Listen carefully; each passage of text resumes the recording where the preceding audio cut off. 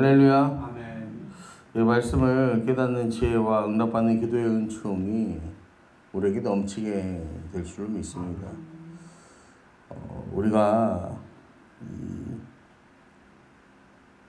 지금 욥기를 계속해서 살펴보고 있는데요. 아마 욥의 마음이 이런 마음이 아니었을까 싶습니다. 하나님, 저는 열심히 기도했는데 왜 하나님 저에게 응답해 주지 않으십니까? 하나님, 저 나름대로 바르고 정직하게 살려고 애 많이 썼는데요. 어째서 내 삶에 이런 고난이 계속해서 이어집니까? 하나님, 저기 보세요. 악한 사람은 저렇게 형통한 삶을 살아가는데 하나님 왜 저한테 이렇게 침묵하십니까? 마치 욥의 마음이 이랬을 것 같습니다.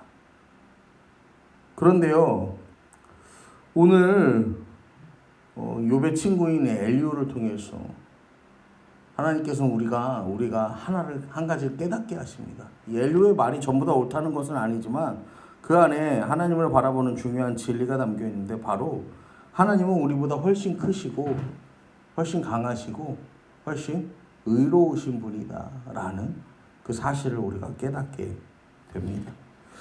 여러분, 하나님은요, 우리보다 훨씬 높으신 분이에요. 5절 말씀을 보면 그대는 하늘을 우러러보라. 그대보다 높이 뜬 구름을 바라보라. 성경은 말합니다. 여러분, 하나님은요, 우리가 측량할 수 없는 분이에요. 우리가 판단할 수가 없는 분이에요. 여러분, 이 바람이요, 많이 불면요, 바람이 많이 불면 하늘의 구름이요, 굉장히 빨리 지나갑니다. 이렇게 확 하고 구름이 지나가요. 여러분, 그런데요, 이 사람이요, 무슨 힘과 무슨 능력이 있어서 아무리 크고 강한 부채를 가져온들 하늘에 있는 구름을요 조금이라도 움직이게 할 수 있을까요? 없죠. 지금 우리가 그냥 이렇게 눈으로 보면은 이 구름 우리가 손에 잡을 수 있을 것 같잖아요. 근데 사실 저 눈에 보이는 저 구름 어디 있는 거요? 저기 충청도를 벗어서 저기 경기도에 있는 막 그런 구름이야. 근데 그게 우리 손에 잡힐 수 있을 것 같아. 사람은요 그렇게 생각하지만요, 실제로 하나님이 만드신 자연조차도요, 사람의 힘으로는 어떻게 할 수 없는 게 사람의 연약함이다라는 것이죠. 하나님은요, 우리가 생각한 것보다 훨씬 크고 훨씬 위대하신 분이다라는 거예요.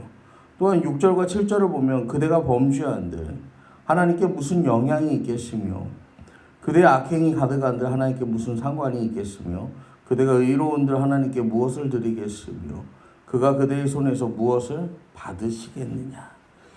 이 말은요, 오해하시면 안 되는 게 하나님이 인간의 삶에 아무 관심이 없으시다는 뜻이 아니라요, 하나님은 인간의 어떠함에 의존하지 않으시는 완전하신 분이다라는 말입니다.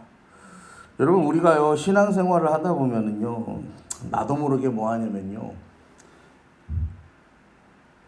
하나님과 내 이 신앙을 놓고요 거래합니다. 그래서 하나님, 제가 이만큼 했으니까 하나님은 저에게 이만큼을 주세요라고 이야기를 하는 거예요. 마치 착한 일을 하면 뭐를 받는 거예요? 대가를 받는 거예요. 착한 일을 하면 대가를 받는 거예요. 그러면서 저는 이렇게 잘해요라고 하는 거예요.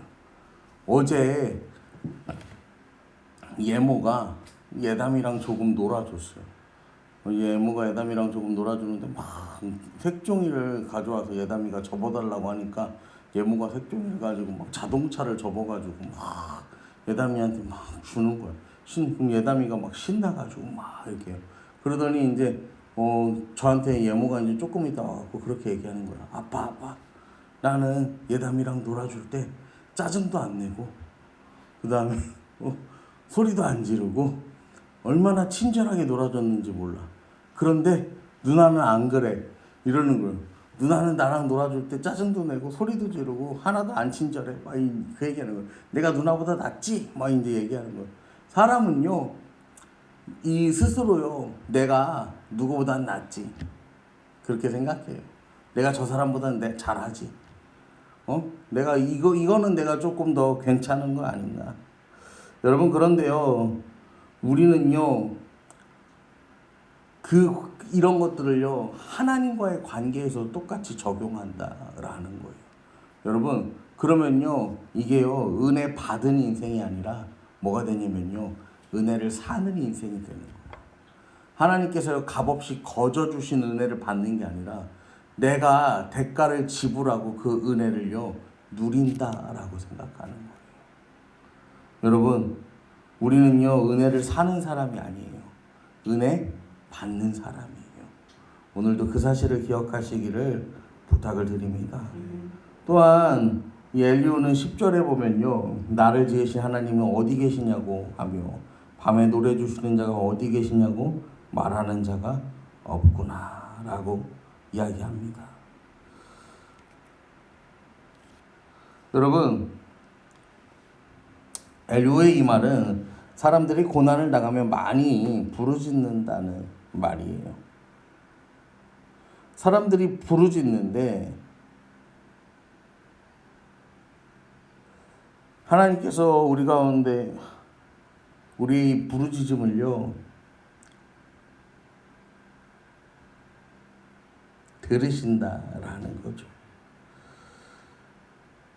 그런데요 여기서 중요한 것은 무엇이냐면요 여러분 내가 부르짖으면 하나님이 듣고 하나님이 응답하신다. 여러분 여기에 매몰되면 안 되는 거예요. 여러분 하나님께서는요 우리의 이 고통을 통해서 이 부르짖는 시간을 통해서요 여러분 하나님을 우리가 찾는 자 되기를 원하세요. 우리가 하나님 찾기를 하나님은 원하고 계시다라는 거예요. 여러분 기도는요 문제를 해결하는 기술이 아니라 하나님을 만나는 자리, 하나님을 경험하는 자리다라는 사실을 기억하시기를 바랍니다. 오늘 아침에 막 라디오를 듣는데 라디오에서 그 목사님이 이제 그런 얘기 하시는 거예요. 부자가 돼요. 부자가 뭐냐면은 부르짖는 자가 돼요. 여러분 우리는요 부르짖어야 되는 거예요. 우리가 부르짖는 이유는요 내가 부르짖는 그 시간이요 지나고 나서 보면 어떤 시간이라는 걸 깨닫게 되는 거예요. 하나님을 만나는 시간이라는 사실을 깨닫게 되는 거예요. 내가 부르짖는 그 시간이 하나님을 경험한 시간이었다는 사실을 여러분 우리가 알게 된다라는 것입니다. 여러분 그렇게 부르짖어 하나님을 만나는 저와 여러분 되기를 소망합니다. 그러면서 이 14절 말씀을 보시며 엘리후는 하물며 말하기를 하나님은 배울 수 없고 이래 판단하심은 그 앞에 있으니 나는 그를 기다릴 뿐이라 말하는 그대일까. 여러분 하나님의 침묵하심은요 하나님이 계시지 않아서 하나님이 침묵하시는 게 아니에요. 우리가 보지 못해도 하나님은 일하고 계시고 하나님은 역사하고 계세요. 응답이 늦어 보여도요 하나님의 시간표는요 가장 정확하다라는 사실입니다. 성경에 수많은 믿음의 사람들도요 다 기다림의 시간을 가졌어요. 요셉도 감옥에서 약 13년의 시간을 기다렸죠. 아브라함도 이삭을 얻기까지 25년이라는 시간을 기다렸어요. 다윗도 기름 부음을 받아서 왕이 되기까지 이 10수년이 넘는 세월을 도망치면서요 기다렸습니다. 여러분 이 기다림의 시간은요 하나님의 거절이 아니라 우리의 믿음을 빚어가는 시간입니다. 우리는요 우리가 기도하며 하나님께 간구하며 하나님께서 당장의 결과를 주기를 원하잖아요. 그런데 하나님은요 그 기다림의 시간 동안 역사하지 않으시는 게 아니라 사람을 만들어 가신다는 거예요. 우리를 준비하신다라는 거예요. 그리고 우리 예수님께서는요 죄가 전혀 없으신 예수님께서 십자가에서 고난당하시고 죽으실 때 하나님 침묵하셨죠. 왜요? 힘이 없어서? 능력이 없어서? 차마 눈뜨고 지켜볼 수 없어서? 아니요. 그 침묵과 고난을 통해서 인류를 구원하시기 위해서 그 일을 행하신 거예요. 여러분 오늘 이 시간 우리가 함께 오늘도 말씀을 붙잡고 기도하며 나아가실 때요. 여러분 하나님은 우리보다 훨씬 크신 분이라는 사실을 기억하시고 오늘도 내 공로를 의지하지 않고 하나님 은혜만 붙들며 나아가는 이 하루의 삶이 되기를 여러분 구하시기를 바랍니다. 두 번째는요. 하나님은요. 자신을 찾는 자를 기뻐하세요. 여러분, 오늘도 문제의 해결을 위한 기도, 이 정답을 구하는 기도가 아니라 하나님을 찾는 것, 그 하나님과 동행하는 것, 하나님 얼굴을 구하는 기도를 드리는 저와 여러분 되기를 소망합니다. 마지막으로 보이지 않고 느껴지지 않아도 여전히 일하시는 신실하신 하나님을 끝까지 기다리고 그 주님과 동행하는, 신뢰하는 우리가 되기를, 오늘도 그렇게 믿음으로 기도하시고 주님 안에서 응답받고 주의 도우심을 경험하는 저와 여러분 되기를 간절히 축원합니다. 아멘.